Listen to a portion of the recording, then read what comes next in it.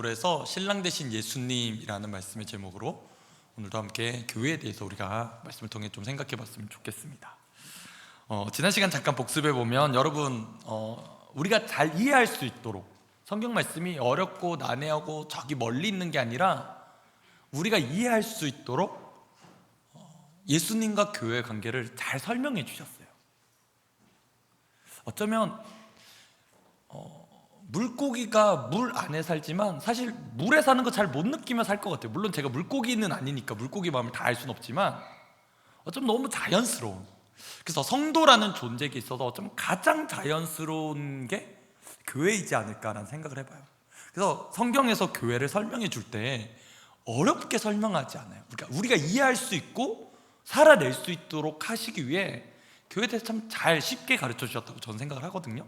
지난 시간에 우리가 생각해 보는 게 바로 이거예요. 바로 머리 대신 그리스도와 몸인 교회라는 거예요.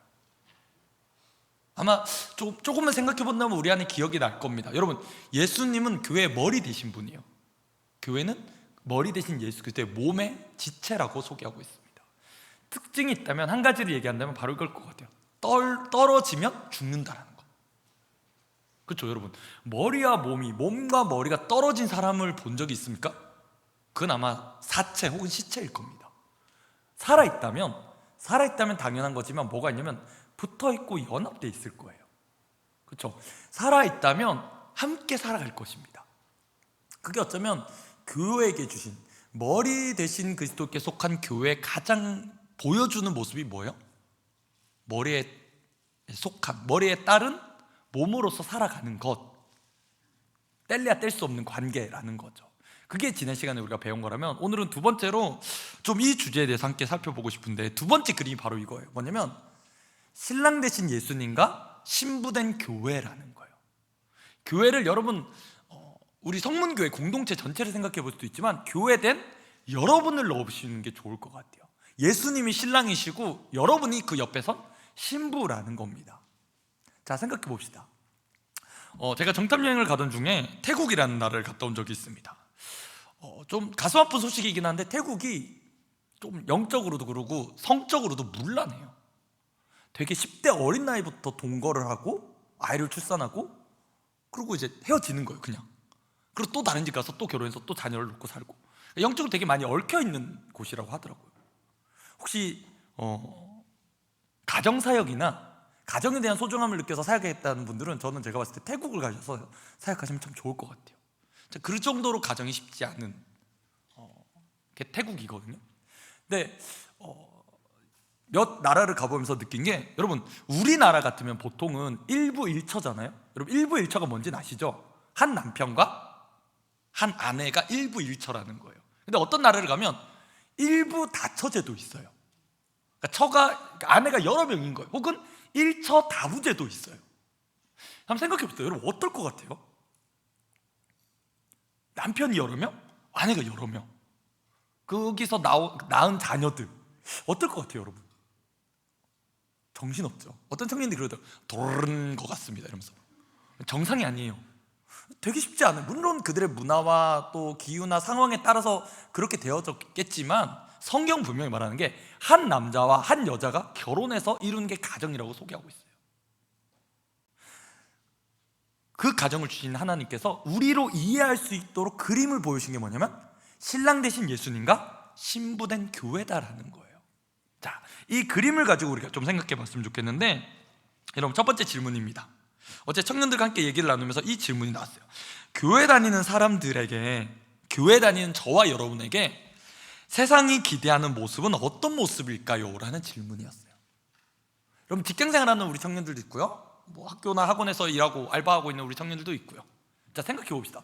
우리가 살아가는 곳이 세상에 속한 거죠. 세상에 살아가고 있잖아요. 근데 그 세상 안에 우리가 교회로서 살아갑니다. 그렇다면 세상이 기대하는 교회의 모습은 뭘까요, 여러분? 나중에 소그룹 때도 나눠보겠지만 곰곰이 생각해 보세요. 나를 통해, 나를 보면서, 믿지 않는 사람들이 나를 보면서 무슨 생각을 할까? 어떤 기대를 할까라는 거예요. 그게 왜 중요하냐? 여러분 우리는 세상 안에 살아갑니다. 그런데 놀라운 건 뭐냐면 교회는 세상 안에 살아가지만 세상은 아니에요. 교회로 살아가요. 그렇죠? 세상 안에 살아가고 있지만, 오늘도 우리가 세상 안에서 숨을 쉬고 살아가지만 세상으로 살아가는, 세상의 방식으로 살아가는 게 아니라 교회답게, 교회의 모습으로 우린 살아가고 있다는 거예요. 그게 다르다는 거죠. 그래서 여러분, 혹은 안 그런 것 같아 보여도 세상 사람들이 가지는 기대와 소망함이 있어요. 그래도 교회 다니는 사람은 좀 다르겠지, 그래도 교회 다니는 청년들은 좀 다르겠지라는 기대를 한단 말이에요. 아마 여러분 나눠보시면 알 거예요. 서울에서 나눠보면 그런 얘기들이 나와요. 적어도 그래도 그리스도인 청년이라면, 기독교 청년이라면 조금은 다른 모습을 바란다는 거예요. 왜일까요?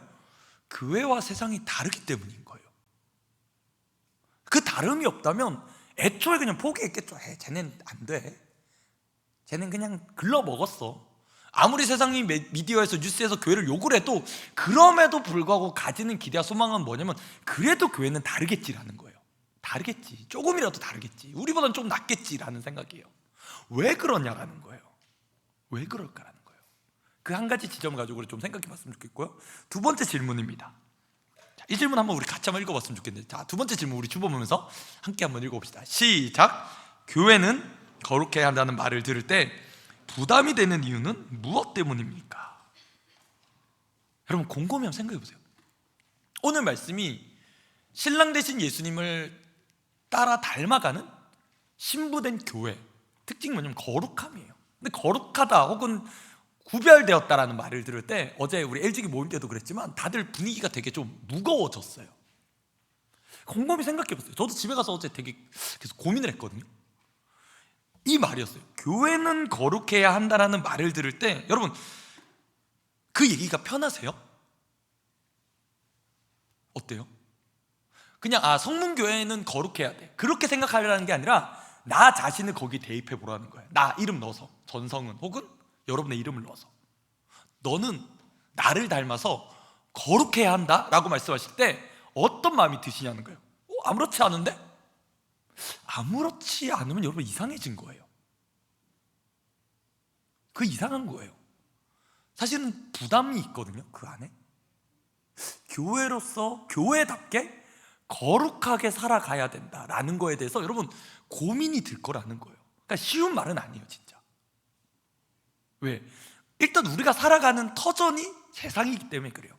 세상 안에 우리가 교회로서 살아가기 때문에 힘든 거예요. 다르니까, 가치관이 다르니까, 추구하는 바가 다르니까. 그런데 주님이 원하시는 건, 오늘 우리가 읽었던 출애굽기 말씀, 또 요한계시록 말씀, 또 레위기에 있는 11장 말씀도 보면 그렇게 얘기하세요. 내가 거룩하니 너희도 거룩해라 라고 말씀하시는 거예요. 이 말씀을 곰곰이 생각해 봤어요. 어제. 내가 거룩하니 너희도 거룩해라 라고 말씀하시면 그 얘기를 여러분 혹은 묵상하거나 말씀을 들을 때, 설교를 들을 때 어떤 생각과 어떤 마음이 드시나요? 내가 거룩하니, 하나님이 그러신 거예요. 내가 거룩하니 너희도 거룩해라, 거룩하여라 라고 말씀하시는 거예요. 어떤 생각이 드세요? 그렇게 들을 때 주님 너무 어려운 거 시키신 거 아닌가? 너무 무거운 거 시키시는 것 아닌가라는 생각이 들기도 하죠. 근데 곰곰이 묵상하다가 저에게 한 장면이 떠올랐어요. 이런 장면이었어요. 여러분 뭐냐면, 자녀가 태어났어요. 자녀는 누구를 보면서 자라가면서 닮을까요? 여러분 누구를 닮아요? 부모님이요. 맞죠? 부모님을 제일 보고 닮아갈 거예요. 옆집 아저씨를 보고 닮아가면 좀 이상하죠. 그렇죠? 부모님을 보고 닮아갈 거예요. 왜일까요? 그 부모님의 영향을 받고 살아가니까. 근데 묵상하는데 그런 생각이 드는 거예요. 하나님이 우리에게 얘기하신 거예요. 너희는, 내가 거룩하니 너희는 거룩하여라 말씀하시는데 그게 어떤 마음일까라는 거예요. 마치 법칙을 딱 이렇게 만들어서, 법령을 만들어서, 자 이거 지켜야 돼, 내가 거룩하니까 너희는 거룩해야 돼, 어길 때마다 너 이거 어겼네, 너 이거 어겼네, 이런 얘기를 하시는 느낌이 아니라 곰곰이 묵상하는데 그런 마음이 드는 거예요. 하나님 너무 우리를 사랑하시는 거예요. 사랑해서 자녀를 낳았어요.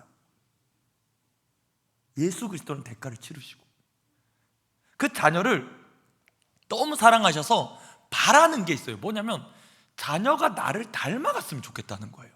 왜? 내 자녀니까라는 거예요. 다른 집 자녀 같으면 안 그럴 거예요. 여러분 내 자녀이기 때문에 나를 닮았으면 좋겠는 거예요. 그리고 그냥 닮아가라. 너 나의 자녀니까 나를 닮아가라. 이렇게 말씀하고 나 이제 팔짱 끼고 자, 너 잘해봐. 이게 아니라 그렇게 되기 위해서 도와주시는 거예요. 아, 너가 나의 자녀답게 살아가기 위해서 내가 너를 도와줄게. 내가 너에게 힘을 줄게. 내가 너를 강하게 해줄게. 내가 너의 길을 인도해 줄게 라는 마음이 드는 거예요. 그냥 내가 거룩하니까 너희는 거룩해라, 책임이다, 너네 잘해라, 이런 관점이 아니라 하나님이 그만큼 사랑이 많으시다라는 거예요. 우리 아버지시기 때문에 자녀에게 가지신 좋은 기대감이 있는 거예요. 그래서 그냥 열심히 해, 이게 아니라 열심히 할 수 있도록 도우신다라는 거예요. 그게 곰곰이 묵상이 되더라고요. 아, 하나님 아버지를 닮아갈 수 있도록 만들어 가시는구나. 아시겠지만 저희 집에 3명의 자녀들이 함께 살고 있습니다. 언제 얘네가 내 자식이구나라는 걸 느낄 때가 있냐면, 여러분도 혹시 여러분 집에 가셔서 한번 보세요. 잠자는 자세 혹시 보신 적 있어요, 여러분? 잠자는 자세? 저는 되게 신기한 게 그런 건 안 보여주고 안 가르쳐 주는 것 같거든요. 잠자는 자세? 그렇죠? 왜냐면 이제 부모님 방에서 보통 자고 자녀는 자녀 방에서 자잖아요, 보통은 좀 크면. 근데 신기한 게 뭐냐면 자는 자세도 닮았어요. 혹시 그런 거 보신 적 있어요? 여러분 혹시 여러분 집에서도 아마 있으실 거예요. 미리 양해를 구하지 못하고 제가 얘기를 해서 죄송한데, 저희 집 사람이 잘 때 약간 잠자는 자세 중에 하나가 죄송해요, 미리 양해를 못 구했어요. 용서해 주세요. 다리를 올리고 자요. 이렇게 다리를 세우고 잘 때가 있거든요, 가끔. 자다가 저 계속 보면 되게 신기해요. 다리를 저렇게 세우고 자면 되게 불편하지 않을까? 그런 생각이 들거든요. 다리를 세워요, 이렇게 세우고 이제 무릎을 세워서 자거든요. 근데 신기한 게 저희 집 둘째가 그렇게 자요. 그런 거 안 가르쳐 주잖아요, 자는 자세 같은 거. 근데 닮았어. 닮았다는 게 뭐예요? 자녀인 거예요. 그게 자녀의 모습인 거예요. 참 닮았구나, 얘가. 자, 여러분, 오늘 말씀을 다시 한번 생각해 봅시다. 하나님이 교회에게 요구하시는 게 뭐냐? 한 신랑과, 자 보세요, 한 신부가 살아가는 삶이에요. 마치 우리 가정에서 살아가는 것 같지. 한 신랑과 한 신부가 살아가요. 여러분, 한 신랑이 한 신부에게 최선을 다해 사랑해야 돼요. 한 신부는 한 신랑에게 최선을 다해 사랑하고 정성을 쏟아야 돼요. 그게 보여주신 모습이 뭐냐? 그게 교회와 예수님과의 관계다라는 거예요. 여러분 그렇잖아요? 사랑해라고 말해. 옆에 보면서 아니지, 그 한 사람에게, 여러분 결혼하셔서 가정을 이룰 그 한 사람에게 사랑해라고 말해. 근데 여러분, 사랑한다고 말하는데 생각해보세요. 바람펴. 와, 미치겠죠? 사랑한다고 말해. 사랑해 막 말은 열심히 사랑해. 그리고 어떻게 한다고? 바람펴. 그럼 그게 사랑하는 거예요? 안 사랑하는 거예요? 여러분 대답해보세요. 사랑하는 거예요? 안 사랑하는 거예요? 그럼 사랑한다고 말은 하잖아. 100번도 1000번도 더 얘기해 줄 수 있어. 사랑해 얘기해 줄 수 있어. 물어볼게요. 사랑하는 거예요? 안 사랑하는 거예요? 안 사랑하는 거예요. 제가 찬양하다가 딱 그 영감이었던 찬양이 있거든요. 가사가, 나중에 말씀으로 찬양할 건데, 예수 나의 뭐 대신에? 첫사랑 대신에. 빠른 가사이기 때문에 막 가사를 생각 안 하고 부른단 말이에요. 그러다가 주님이 딱 한마디 던지셨어요, 저한테. 예수 나의 첫사랑 대신에. 막 찬양하다가 주님이 딱 그렇게 얘기하신 거예요. 야, 첫사랑만 되냐? 라는 거예요. 첫사랑만이냐라고 묻는 건 뭐예요? 여러분, 첫사랑이 가진 특징이 뭐예요? 여러분 해보셨죠? 첫사랑 해보셨죠? 첫사랑은 보통 짝사랑입니다, 그렇죠? 그리고 되게 순수했어요. 뭐 따지지도 묻지도 않고 계산하지도 않고 그냥 너무 좋았던 감정이 아마 첫사랑이실 거예요, 여러분. 경험해 보시길 축복합니다. 근데 주님이 딱 하신 얘기가 뭐냐면, 야, 내가 너의 끝사랑이 됐으면 좋겠다 하신 거예요. 와, 그 묵상 한마디에 되게 좀 저는 고민했어요. 다른 거 보지 않고 주님으로 충분해서 끝사랑이 되면 좋겠다라는 거예요. 그러니까 주님으로 끝, 이런 느낌 있잖아요. 그냥 주님 사랑한다고 말하는데, 여러분 생각해보세요. 부부가 있어. 사랑한다고 말은 맨날 해. 사랑해 눈만 떠도 사랑해, 눈 감아도 사랑해 하는데 뒤에서 뭐 하고 있어요? 딴짓하고 있는 거야. 딴 사람 차려서 살고 있어. 그거 보면 여러분, 그게 그 사랑한다고 말하는 게 거짓된 것 같잖아요. 여러분 들어봐도. 근데 우리가 주님 앞에 예배 드렸어요. 지금 아까도 그 찬양 여러분도 같이 했을 거예요. 예수 나의 첫사랑 대신에 또 뭐 있어요? 주님을 사랑하는 마음을 빼앗기지 않으리 막 고백했단 말이에요. 우리 그 고백을 여러분 가볍게 그냥 생각 없이 한 친구들 없을 거예요. 다 고민하면서 했을 거예요. 그럼 그 고백하고 난 다음에 어떻게 살아가야 되는 거예요? 정말 그렇게 빼앗기지 않기 위해서 뭘 내가 지켜야 되는지 분별하고 구별되어서 살아가야 되잖아요. 말은 그럴싸하게 해. 주님 사랑한다고, 주님 내 전부 되신다고, 주님이 우리를 다스리신다고 얘기는 해. 근데 살아갈 때 어떻게 해? 마치 다른 사람에게 내 눈을 돌리고 내 마음을 빼앗기는 것 같이 빼앗길 때가 너무 많다라는 거예요. 그래서 주님이 우리에게 얘기하시는 거예요. 교회는 나를 닮아서 어떻게 해야 된다? 거룩해야 된다. 구별되어야 된다. 너 나 닮아가야 돼 라고 얘기하시는 거예요. 근데 그게 우리 안에서 어떤 기대치와 우리 안에 어떤 모습을 본다면 여러분 정말 한숨 쉴 수밖에 없어요. 오늘은 막 열정이 끌어올라. 저도 사실 아까 찬양하는데 막 갑자기 그 찔림이 오니까 주님께 눈물로 저는 찬양하면서 기도 이렇게 반응했거든요. 울면서.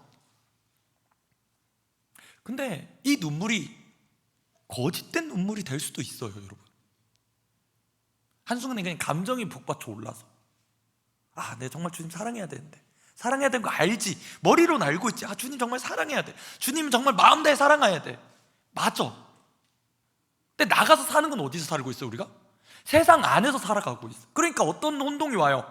주님 사랑해야 되는 건 알겠는데 내가 살았던 방식은 이게 아닌 거야. 사람들이 살고 있는 방식은 이게 아닌 거야. 뭐라 얘기해?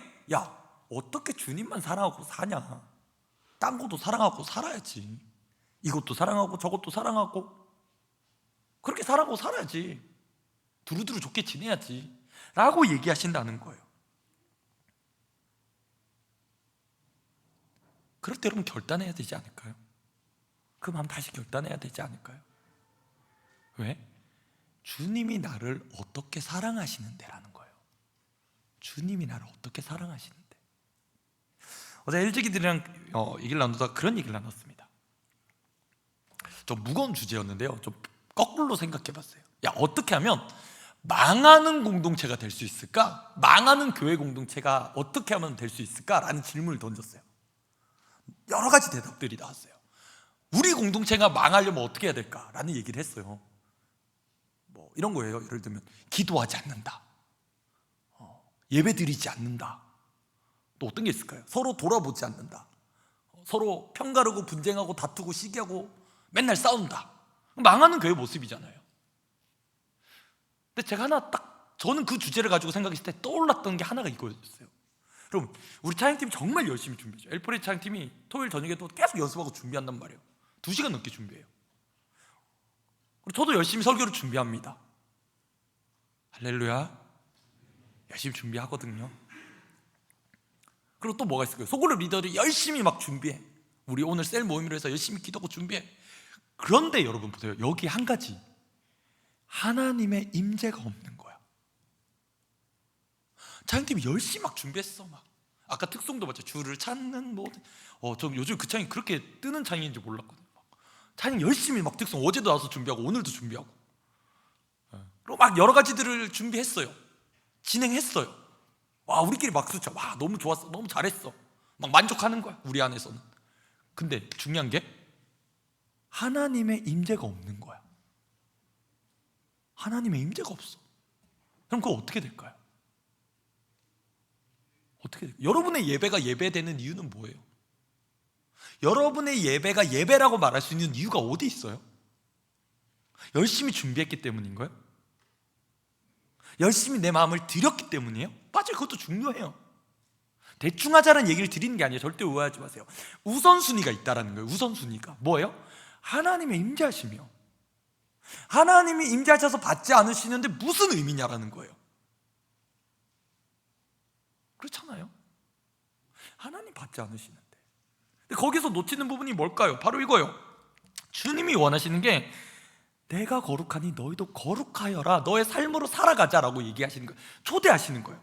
여기서뿐만 아니라 너의 삶에서도 나와 함께하자. 나랑 계속 교제하자 라고 말씀하시는 거예요. 그게 뭐냐면 구별됨인 거예요. 그게 맞네, 다른 애 눈 돌리지 않고 다른 거에 마음 빼앗기지 않고 하나님 한 분에 내가 온전히 집중해서 살아가는 것, 아무리 옆에서 파도가 일어도 아무리 폭풍이 일어나도 거기에 내 눈이 휩쓸리지 않고 내 마음을 빼앗기지 않고 하나님께 여전히 내 시선을 두고 내 마음을 거기에 온전히 드리는 것, 그걸 여러분 뭐라 말해요? 사랑한다고 말하는 거예요. 사랑한다고 말하면서 조건 때문에, 상황 때문에, 환경 때문에 사랑했다 안 했다, 이게 사랑이에요 여러분? 오늘날에 사랑을 너무 쉽게 말하잖아. 그냥 너 나 좋아? 그럼 사랑해, 이렇게 말하는 거야. 거기 뭐가 없어요? 책임이 없어요. 말세의 특징은 뭐냐면 사랑이 식어져요. 사랑이 식어진다는 건 뭐냐면 책임지지 않아요. 그냥 말만 해. 주 안에서 사랑합니다, 사랑합니다 말해. 근데 그 말한 것에 대한 책임이 뭐냐고. 어떻게 살아가야 될까? 내가 교회된, 신부된, 교회된 나의 정체성을 가지고 한 주간을 정말 내가 어떤 정신을 가지고 살아가야 될까 고민해 보자는 거예요. 에휴, 그냥 목사님 대충 삽시다, 지금도 힘들어 죽겠는데, 지금도 고민할 거 많은데 왜 그렇게 살아가야 됩니까? 그게 세상 사람들이 여러분을 보고 가지는 기대치가 있어서 그래요. 여러분을 그냥 보지 않아요. 여러분을 나름 기대하고 봐요. 그래도 저 친구 교회 다니는 청년인데, 저 친구 성문교회 다닌다고 말하던데? 아니, 알고 있어요 그들도 이미. 어떤 청년이 어제, 진짜 미안해, 양해를 미리 못 구했네. 어떤 청년이 어제 얘기했어요. 어떤 청년이에요? 늘 식당에서, 이제 회사 식당에서 기도를 하고 밥을 먹다가 어느 날은 너무 배가 고파가지고 진짜 기도를 좀 짧게 했대요. 한 5초 정도? 하나님 잘 먹게 해주세요 예수님, 이렇게 눕었대 진짜. 그런데 옆에 친구가 뻔히 보고 있다가 안 믿는 친구가 이렇게 얘기해, 너 오늘 기도 안 하니? 이랬대요. 그러니까 보고 있었던 거야. 그 친구도 정말 그때 느꼈다, 보고 있었구나 이들이. 아무것도 아닌 것 같죠. 밥 먹는데 기도하는 거 아무것도 아닌 것 같은데 그들은 이미 알고 있어. 저 친구는 예수 믿는 친구야, 성문교회 다니는 친구라는 걸 알고 있단 말이에요. 그러면 우리 안에, 우리를 보고 가진 기대치가 있어요. 그래도 쟤는 좀 다르겠지, 다른 삶을 살아가겠지 우리보다.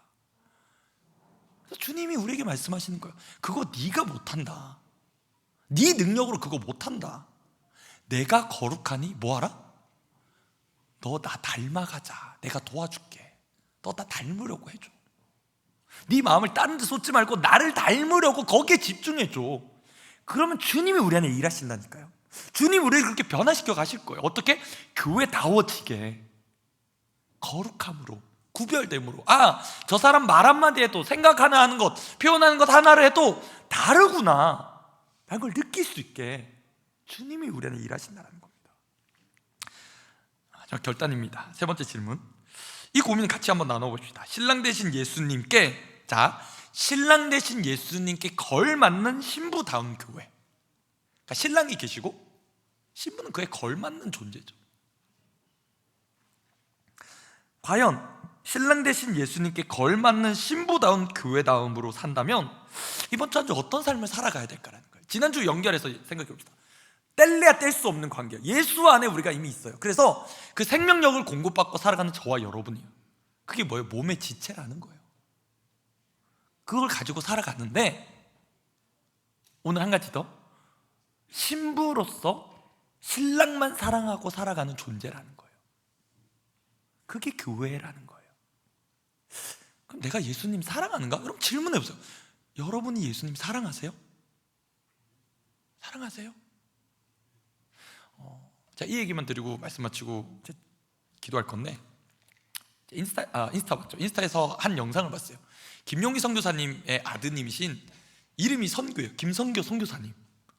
그분이 짧은 쇼츠에서 이렇게 얘기를 하시는 게 되게 좀 이번 주 이펙트에 남았어요. 마음에 남았던 것 같아요. 뭐였냐면, 많이 질문하는데 요즘 청년들이, 선교사님 이게 죄입니까 아닙니까? 어떤 것들의 조건들 있잖아요. 우리 술, 담배, 혼전관계, 뭐 여러 가지 문제들 여러분 가지고 있는 거 있잖아요. 그게 죄입니까 아닙니까? 이렇게 물어본대요. 근데 그분의 참 대답이 저는 참 깨달아졌던 게 이거예요. 너 주님 사랑하냐라는 거예요. 너 하나님 사랑하니? 그럼 뭐라 대답하실래요? 너 주님 사랑하세요? 아멘. 주님께 나아가는데, 그 사랑하는 주님께, 사랑한다고 말하는 그 주님께 네가 나아가는데 걸리적거리는 게 있어? 그게 죄야. 걸리적거리는 게 죄라는 거예요. 근데 우리 마음이 막 무너져 있어. 그러면 구별을 못 하는 거야. 왜? 쟤도 저렇게 사는데? 야, 내 옆에 애도 그렇게 사는데? 우리 부모님도 그렇게 사는데? 굳이 그렇게 살아야 되니? 근데 그래서 질문이 그러니까, 너 주님 사랑하니? 라니까요. 너 주님 사랑하니? 네, 저 주님 사랑해요. 그럼 그 사랑하는 주님께 네가 나아가는 데 있어서 걸리적거리는 게 있는 게, 그게 죄라는 거예요. 하냐 안 하냐? 그것보다 더 중요한 게 뭐다고요? 주님을 사랑하냐라는 거예요. 신앙은 관계예요. 신랑과 신부의 관계예요. 신랑과 신부는 친밀함을 누려야 되는 사이잖아요. 결혼했는데 어색해, 말이 안 되잖아요. 신랑과 신부가 결혼했어, 너무 친해, 한 몸을 이루는데 벽이 있어, 그게 말이 안 되잖아요. 주님이 요청하시는 거예요. 너 나 사랑하고 살아가라. 너 나 사랑해라. 내가 너 이렇게 사랑하는데 그 사랑 가지고 그 사랑 딴 데 쏟지 말고 주님께만 쏟으며 반응하며 살아가라라는 거예요. 한 문장, 내가 너의 끝사랑이었으면 좋겠다. 다른 거 없고 너의 끝사랑이었으면 좋겠다. 다른 데 눈 돌리지 말고. 그 마음으로 우리가 주님께 한 주간 어떻게 살아갈지, 내가 이 세상 이제 살아갈 때, 직장에서, 학교에서, 가정에서, 알바에서 살아가실 때 어떻게 살아가야 될지를 좀 고민하시는 시간이 됐으면 좋겠어요. 답은 하나님이 여러분에게 한 명 한 명에 맞게 알려주실 거예요. 길을 보여주셨으니까. 거룩함으로 살아가야 되는데 내가 어떻게 살아가야 되는지 하나님 알려주십시오를 좀 구하세요. 나의 길에 맞게, 나에게 맞게 그 은혜를 구하며 나갔으면 좋겠는데, 찬양 고르다 보니까 빠른 찬양인데 하고 나서 좀 후반을 느리게 찬양할 거예요. 그러면서 좀 가사를 좀 묵상해 봤으면 좋겠습니다. 아시겠죠? 네, 찬양합시다. 우리 나와주세요.